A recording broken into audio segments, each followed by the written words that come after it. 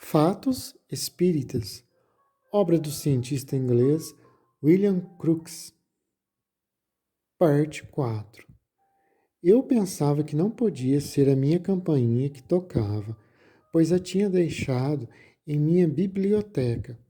Pouco tempo antes da chegada da senhorita Kate Fox, tive necessidade de um livro que se achava no canto de uma prateleira.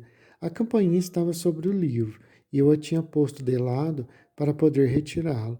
Este pequeno incidente me assegurava que a campainha estava na biblioteca. O gás, o gás iluminava vivamente o corredor para o qual dava a porta da sala de jantar, de tal maneira que se essa porta não podia abrir-se sem deixar a luz penetrar na sala onde nos encontrávamos. Ademais, para abri-la havia só uma chave e eu a tinha no bolso. Acendi uma vela. Não havia dúvida. Era realmente uma campainha que estava sobre a mesa diante de mim. Fui direto à biblioteca. Dei um relance, vi que a campainha não estava mais onde deveria achar-se. Perguntei então ao meu filho mais velho: Filho, sabe onde está a minha campainha? Sim, papai, ei-la, respondeu-me apontando o lugar onde eu a tinha deixado. Pronunciando essas palavras, ele levantou os olhos e continuou assim: Não, ela não está ali, mas estava bem pouco tempo. Que queres dizer? Que alguém veio buscá-la? Não, disse ele. Ninguém entrou, mas tenho certeza de que ela estava ali, porque logo que nos fizeste sair da sala de jantar, a fim de virmos para aqui, Jota, o mais moço de meus filhos, começou a tocá-la com tanta força que eu não podia estudar minhas lições. Ele disse que parasse. Jota confirmou essas palavras e acrescentou que depois de ter tocado a campainha tinha colocado no mesmo lugar. O segundo caso que vou narrar verificou-se à luz em um domingo à noite, em presença do Sr. Home e de alguns membros de minha família. Somente minha mulher e eu tínhamos passado o dia no campo e trouxemos de lá algumas flores que havíamos colhido. Chegando à casa, entregamo-las à criada para pô-las na água. O Sr. Home chegou logo depois e todos nós nos dirigimos para a sala de jantar. Quando nos sentamos, a criada trouxe as flores que tinha posto em um vaso. Coloquei-as no meio da mesa, cuja toalha tinha sido retirada. Era a primeira vez que o Sr. Home via essas flores. Depois de obtidas muitas manifestações, a conversa veio cair sobre certos fatos que parecia não se poderem explicar senão admitindo que a matéria podia realmente passar através de uma substância sólida. A esses propósitos, a comunicação que se segue nos foi dada alfabeticamente. É impossível a matéria passar através da matéria, mas vamos mostrar o que podemos fazer. Esperamos em silêncio. Uma aparição luminosa foi logo vista pairando sobre o ramalhete de flores. Depois, à vista de todos, uma haste de erva da China de 15 polegadas de comprimento que ornamentava o centro do ramalhete elevou-se lentamente do meio das flores e em seguida desceu à mesa defronte o vaso. Esperamos em silêncio. Uma aparição luminosa foi logo vista pairando sobre o ramalhete de flores. Depois, à vista de todos, uma haste de erva da China de 15 polegadas de comprimento que ornamentava o centro do ramalhete elevou-se lentamente do meio das outras flores e, em seguida, desceu à mesa defronte o vaso, entre este e o Sr. Home. Chegando à mesa, essa haste não se demorou, mas atravessou-a em linha reta, e todos a vimos muito bem até passar por completo. Logo depois da desaparição da erva, minha mulher, que estava sentada ao lado do Sr. Home, viu entre ela e ele mão estranha que vinha debaixo da mesa e que segurava a haste da erva, com a qual lhe bateu 2 ou 3 vezes sobre os ombros, com um ruído que todos ouviram. Depois depositou a erva no soalho e desapareceu. Só 2 pessoas viram a mão, porém todos os assistentes perceberam o movimento da erva para lá e para cá. Enquanto isso se passava, podiam todos ver as mãos do Sr. Home colocadas tranquilamente sobre a mesa que estava diante dele. O lugar em que a erva desapareceu ficava a 18 polegadas daquele em que estavam as mãos do médium, o Sr. Home. A mesa era uma das de sala de jantar, com molas abrindo-se por meio de um parafuso. Não era elástica e a reunião das 2 partes formava uma estreita fenda no meio. Foi através dessa fenda que a erva passara. Media e achei que tinha apenas 1/8 de polegada de largura. A haste da erva era demasiadamente grossa para que pudesse passar através da fenda sem se quebrar. Entretanto, todos a tínhamos visto passar por ali sem dificuldade. Docemente, e examinando-a em seguida, vimos que ela não oferecia a mais ligeira marca de pressão ou de arranhão. Teorias expostas para explicar os fenômenos observados. Primeira teoria. Os fenômenos são todos resultantes de fraudes, de hábeis disposições mecânicas ou de prestigitação. Os médios são impostores e os assistentes são imbecis. É evidente que essa teoria não pode explicar senão muito pequenino, um pequenino número de fatos observados. Admito de boa vontade que entre os médiuns que têm aparecido diante do público existam muitos impostores consumados, que se aproveitam do gosto do público para as sessões espíritas a fim de encher a bolsa de dinheiro ganho sem dificuldade. Que haja outros que, não tendo para enganar nenhum interesse pecuniário, sejam levados à fraude pelo único desejo, parece, de adquirir notoriedade. Achei-me em presença de vários desses embustes. Alguns eram muito engenhosos, outros eram tão grosseiros que não há uma pessoa testemunha de fenômenos reais que se deixasse enganar por eles. Um investigador desses gêneros de fatos, que no começo de suas pesquisas encontra uma dessas burlas, desgosta-se e é natural que, ou em particular ou pela voz da imprensa, emita suas opiniões e englobe na mesma condenação todos os médios do mundo. Com o médio verdadeiro, acontece que os primeiros fenômenos que se observam parecem geralmente provenientes de ligeiros movimentos da mesa e de fracas pancadas sobre os pés ou as mãos do médio. Esses efeitos, concordo, são muito fáceis de imitar pelo médio ou por qualquer outra pessoa sentada à mesa. Se, como acontece algumas vezes, não se produz nada, o observador cético retira-se firmemente convencido de que, já tendo com a sua penetração sem igual descoberto que o médium enganava, este tem receio de praticar outras fraudes em sua presença.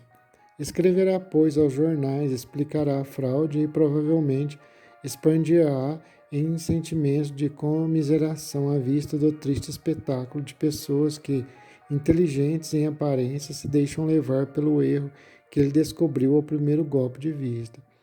Mas há enorme diferença entre a sorte de um escamoteador de profissão que, cercado de aparelhos, auxiliado por certo número de pessoas ocultas e de comparsas, iludem pela destreza e ligeireza de mãos em seu próprio teatro, e os fenômenos que se produzem em presença de Sr. Home em plena luz, num aposento particular que, até o começo da sessão, foi ocupado sem interrupção por mim, que sou um cientista, por meus amigos que não somente não teriam favorecido a menor fraude, mas ainda observaram à distância tudo o que se passava. Ainda mais, o Sr. Home foi muitas vezes examinado antes e depois das sessões, ao seu próprio pedido. Durante as manifestações mais notáveis, eu lhe segurava por vezes as mãos e colocava os meus pés sobre os seus pés. Não propus uma só vez modificar as disposições para tornar a fraude menos possível, sem que ele não consentisse imediatamente, e muitas vezes mesmo chamou a atenção para os meios de controle que se podiam empregar. Falou sobretudo do Falou sobretudo do Sr. Home, porque tem muito mais força que outros médios com os quais fiz experiências, mas com todos tomei precauções suficientes para que a fraude fosse riscada da lista das explicações possíveis. Sou um cientista e a todo custo, por todas as maneiras, procurei algum tipo de fraude. Que se não esqueça que uma explicação para ser admissível deve satisfazer a todas as condições do problema.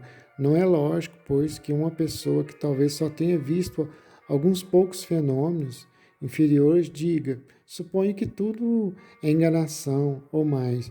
Tenho visto como essas piloticas podem ser executadas. Segunda teoria.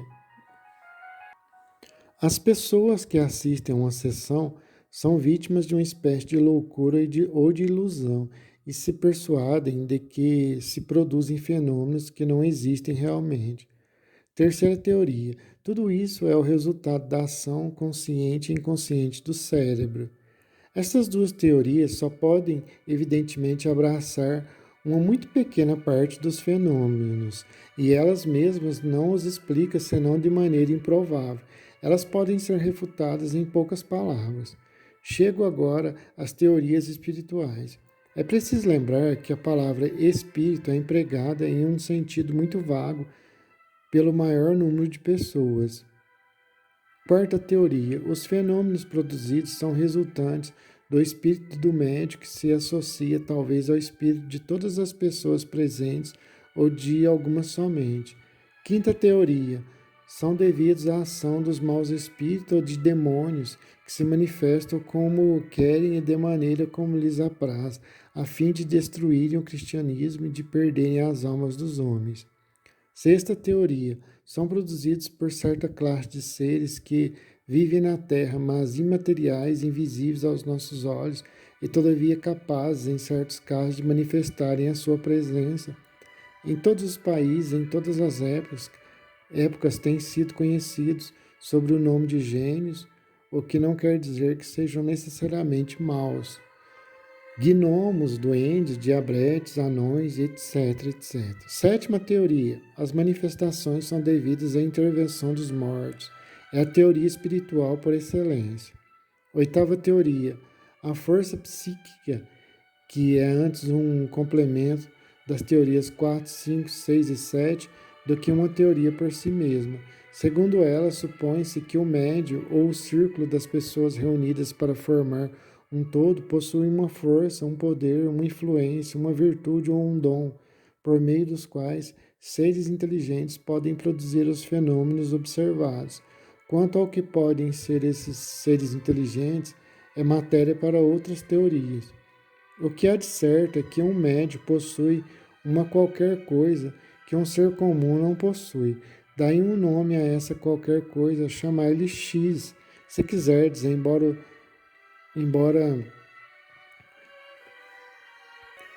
o que há de certo é que um médium possui uma qualquer coisa que um ser comum não possui. Dai um nome a essa qualquer coisa, chamai-lhe X se quiserdes, embora o Sr. Sergite Cox a denomine força psíquica. Esses assuntos têm sido tão mal compreendidos que julgo acertado dar a explicação seguinte, servindo-me das próprias palavras do Sr. Sergite Cox. A teoria da força psíquica nada mais é do que a simples verificação do fato, quase indiscutível atualmente, o de que, em certas condições ainda imperfeitamente fixadas e a certa distância ainda indeterminada, promana do corpo de certas pessoas dotadas de uma organização nervosa especial, uma força que, sem o contato dos músculos ou de que a eles se liga, exerce uma ação à distância, produz visivelmente o movimento de corpos sólidos e neles faz vibrar sons. Como a presença de uma tal organização é necessária à produção dos fenômenos, é razoável concluir que essa força procede desta organização por um meio ainda desconhecido. Assim como o próprio organismo é movido e dirigido interiormente por uma força que é a alma, ou é governado pela alma, espírito ou inteligência, dai-lhe o nome que quiserdes, que constitui o ser individual a que chamamos homem. Também é razoável concluir que a força que produz o movimento, além dos limites do corpo, é a mesma que o executa dentro dos seus limites. E assim como se vê muitas vezes a força exterior dirigida por uma inteligência, também é razoável concluir que a inteligência que dirige a força exterior é a mesma que a governa interiormente. É a essa força que dei o nome de força psíquica, porque esse nome define bem a energia que, em minha opinião, tem sua fonte na alma ou inteligência do homem. Quase inteiramente de acordo com aqueles que adotam esta teoria da força psíquica como sendo o agente pelo qual os fenômenos se produzem. Eu não pretendo afirmar que tal força não possa ser algumas vezes captada e dirigida por alguma outra inteligência que não seja a da força psíquica. Os mais fervorosos espiritualistas admitem, em realidade, a existência da força psíquica, sob o nome de todo impróprio de magnetismo, com o qual ela não tem a menor relação, pois eles afirmam que os espíritos dos mortos não podem executar os atos que se lhes atribui, senão por meio da força magnética do médium, isto é, dessa força psíquica. A diferença entre os partidários da força psíquica e do espiritualismo consciente nisso, que sustenta aqueles que não se ter ainda provado, senão de maneira insuficiente, que existe um outro agente de direção que não é a inteligência do médium e que se trata dos espíritos dos mortos. Ao passo que os espiritualistas aceitam como artigo de fé, sem pedir mais provas, que são os espíritos dos mortos os únicos agentes da produção de todos os fenômenos. Assim, a controvérsia se reduz a uma pura questão de fato, que não se poderá resolver senão por laboriosa série de experiências e pela reunião de grande número de fatos psicológicos. Será isso o primeiro dever que terá a cumprir a Sociedade de Psicologia atualmente em organização. Mediunidade da senhorita Florence Cook. As cartas seguintes aparecem nos jornais espiritualistas nas datas que trazem e formam a conclusão natural desta série de memórias. Senhor, esforcei-me o mais que pude para evitar toda controvérsia, escrevendo ou falando sobre assunto tão apaixonável quanto os fenômenos chamados espíritas. A não ser em muito pequeno número de casos, onde a eminente posição dos meus adversários poderia emprestar ao meu silêncio outros motivos que não os verdadeiros, não repliquei jamais os ataques e as falsas interpretações que a minha ligação a essa causa ocasionou contra mim. O caso é outro, entretanto, quando algumas linhas de minha parte puderam, talvez, afastar uma injusta suspeita tirada sobre alguém. E quando esse alguém é uma mulher, moça sensível e inocente, cumpre meu dever especial de empregar a autoridade do meu testemunho em favor dela, que creio injustamente acusada. Entre todos os argumentos apresentados de um e outro lado, relativamente aos fenômenos obtidos pela mediunidade da senhora Cook, vejo poucos fatos estabelecidos de maneira a conduzir o leitor desprevenido a dizer, no caso, que possa ter confiança no critério e na veracidade do narrador. Enfim, eis uma prova absoluta. Vejo muito fortes asserções, muita exageração não intencional, conjecturas e suposições sem fim, não poucas insinuações de fraude, um pouco de gracejo vulgar, mas não vejo ninguém apresentar-se com as afirmações positivas baseadas na evidência dos seus próprios sentidos, de que, quando a forma de que se denomina Kate está na sala, o corpo da senhora Cook está nesse momento no gabinete ou por outra não está. Assim, Parece-me que toda a questão está estritamente limitada, que se prove como fato uma ou outra das alternativas precedentes, e todas as outras questões subsidiárias serão afastadas, mas a prova deve ser absoluta, não deve ser baseada num raciocínio por indução ou aceita à vista da integridade suposta dos selos, dos nós ou das costuras, pois tenho razão para estar certo de que o poder em atividade nesses fenômenos é como o amor que zomba das fechaduras. Eu tinha